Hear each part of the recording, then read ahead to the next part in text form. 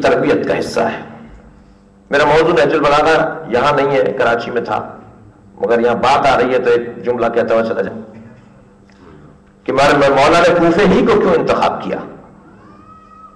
کوفے کو دارالحکومت کے لیے انتخاب نہیں کیا تھا، دارالثقافت کے لیے انتخاب کیا تھا. میرے مولا نے کوفے کو دارالثقافت بنا دیا.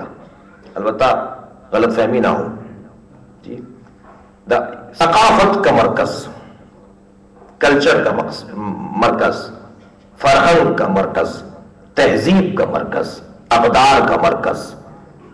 اگر میرے مولا کوفے کے اندر آ کے نہ بیٹھتے تو اتنے خط لکھنے کا موقع مدینے سے نہیں ملتا، اتنے خطبے دینے کا موقع مدینے سے نہیں ملتا. قیامت تک کے حکمرانوں کے لیے، قیامت تک کے ذمہ داروں کے لیے بہترین نظام ایک نہج بلاغہ کے عنوان سے چھوڑ کر چلے گئے. بہرحال فرمایا میں اور علی اس امت کے دو باپ ہیں، اور علی اس وقت تک تربیت کرتے رہیں گے جب تک یہ بالغ نہیں ہو جائیں گے. یہ در حقیقت میرے مولا کے خط اور خطبات امت کے بلوغ تک پہنچانے کا ایک بہترین ذریعہ تھا، اور بہترین طریقہ امت کو بالغ کرنے کا نبی مکرم مولا علی کی صورت میں چھوڑ کر گئے. اور عزیزان گرامی شاید ایک اور سبب بھی ہو، اگر ممبری انداز سے اس سبب کو بھی محسوس کرتے چلے جائیں، اور وہ یہ کہ آپ نے دیکھا ہوگا کہ شادی کی تقریبوں میں ہمارے یہاں دو عالم ہوتے ہیں، ایک لڑکے کا وکیل، ایک لڑکی کا وکیل. اور لڑکی کا وکیل جو ہوتا ہے وہ دلہن سے اجازت لے کر جب صیغے ان کی طرف سے جاری ہوتے ہیں، لڑکی کی طرف پہل لڑکی والا کرتا ہے، وہ لڑکی کرتی ہے پہل کہ میں شادی کرنا چاہتی ہوں تمہارے ساتھ. لڑکا کہتا ہے میں قبول کر رہا ہوں. جی اسلام کی بالغ نظری ذرا دیکھیے.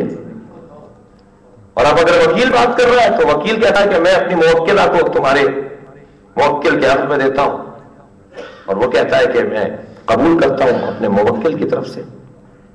تو آپ نے دیکھا ہوگا کہ لڑکی کا وکیل جب اجازت لیتا ہے لڑکی سے اور صیغہ شروع کرتا ہے تو باپ سے بھی پوچھتا ہے آپ کی اجازت ہے، لیکن کبھی آپ نے نہیں دیکھا ہوگا کہ اس نے ماں سے بھی پوچھا ہو، جبکہ ماں کا مقام بہت اونچا ہے، اس کے پیروں کے نیچے جنت ہے، اس کی فضیلت باپ سے زیادہ ہے. مگر عالم دین ہمیشہ باپ سے پوچھتا ہے، ماں سے نہیں پوچھتا. کیوں؟ اس لیے کہ باپ ولی ہے، ماں ولی نہیں ہے. اور ولی سے پوچھا جائے گا کہ میں اس کی تقدیر کا کیا فیصلہ کروں. گویا شاید پیغمبر یہ فرما رہے ہو کہ اگر کسی میدان میں کوئی ماں باپ کے سامنے آگے کھڑی ہو جائے تو دیکھنا باپ کیا کر رہا ہے. ایک صلوات بھیجیے محمد و آل محمد.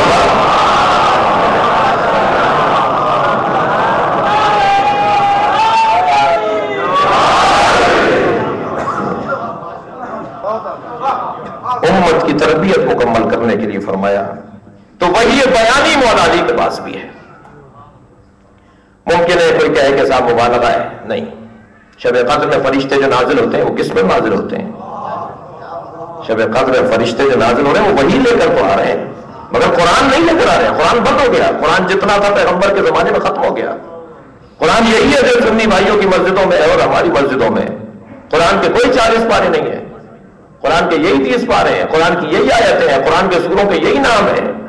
ایسا نہیں ہے کہ قرآن کو 40 پاروں کا تھا اور 30 پاروں کا رہ گیا اور کسی کی بکری کھا گئی. تو بھائی جس کی بکری کھائی ہے وہ جواب دے. ہماری بکری نے تو نہیں کھایا، اور ہماری کتابوں میں تو نہیں لکھا. جس کی کتاب میں لکھا ہے وہ جواب دے کہ وہ 10 پارے کہاں گئے.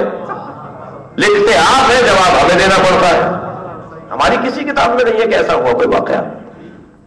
لہذا قرآن یہ نازل ہونا بند ہو گیا پیغمبر کے زمانے میں، لیکن وہی تو نازل ہو رہی ہے آج بھی. شب قدر میں صاحب الزمان پر فرشتہ نازل ہوتا ہے، وہ کیا لے کر آتا؟ فرشتہ جو لاتا ہے اسے وہی کہا جاتا ہے. اور ہر سال تقدیرات لے کر آتا ہے، مقدرات لے کر آتا ہے، فیصلے لے کر آتا ہے.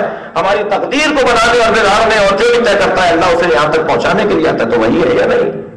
تب وہی دو طرح کی ہوئی، وہی قرآنی اور وہی بیانی. اور اب وحی بیانی کا سلسلہ کبھی نہیں رکے گا. یہ وحی بیانی کو اگر ایک نام آپ دے دیں تو اس کو آپ مشیت کہہ لیجئے، رضائے پروردگار کہہ لیجئے، اللہ کی مرضی کہہ لیجئے، اللہ جو چاہتا ہے وہ کہہ لیجئے. اب یہ کون طے کرے کہ اللہ کیا چاہتا ہے؟ تو بس اسی طے کرنے کے نام کو فرشتوں کا نزول کہا جاتا ہے اور وحی کا نزول کہا جاتا ہے.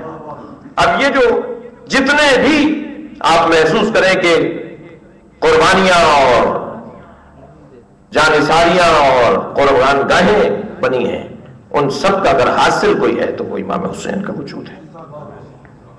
اور ہمیں امام حسین مل کر صلوات بھیجیں.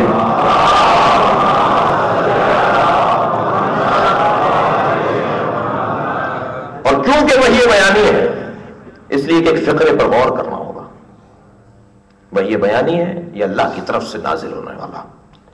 معصوم کی زبان معمولی زبان نہیں ہے، نہ ہماری طرح معاف کیجیے گا تکلف کرتے ہیں، نہ مبالغہ کرتے ہیں، نہ کمی کرتے ہیں. جو انہیں کہنا ہوتا ہے وہ کہتے ہیں، جتنا کہنا ہوتا ہے اتنا کہتے ہیں، نہ زیادہ بولتے ہیں نہ کم بولتے ہیں. اور اگر معصوم امام کسی کا زیارت نامہ جا کے پڑھے تو اس کی اہمیت کچھ اور ہے. چھٹے امام زیارت پڑھ رہے ہیں، السلام علیکہ یا وارث آدم